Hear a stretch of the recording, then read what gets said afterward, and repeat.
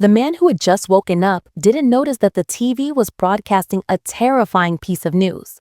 A rabies-like unknown virus had begun sweeping across the world. Those infected would lose their sanity and become extremely aggressive. Citizens were urged to take preventative measures.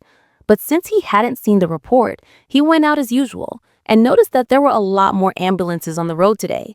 And when he went to the supermarket, he saw everyone frantically stocking up on supplies.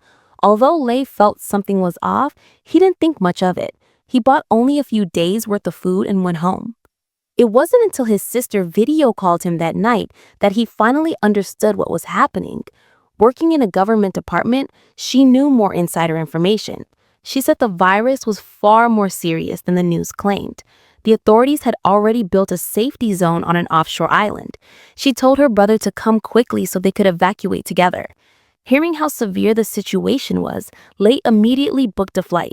But as he queued to board, the ticketing system suddenly failed. Soon after, all flights were announced as canceled. Everyone's phones then received an emergency alert. Due to the rapid spread of the virus, the country was entering total lockdown.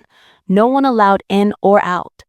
Realizing the military was involved, people started panicking. Lei quickly called his sister again for an update.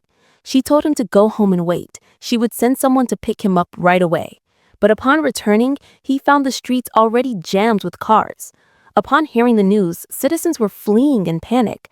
Seeing the massive crowd forced into the area, Lei sensed danger and abandoned his car, walking home with his bags.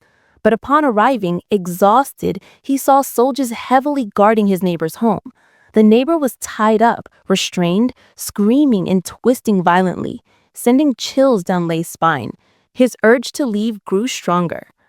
But the next day, his sister brought bad news. Not only was the area under strict lockdown, the authorities were about to set up quarantine zones. Soldiers would soon begin forcibly relocating everyone. But even the relocation site would be far more dangerous than the safety zone.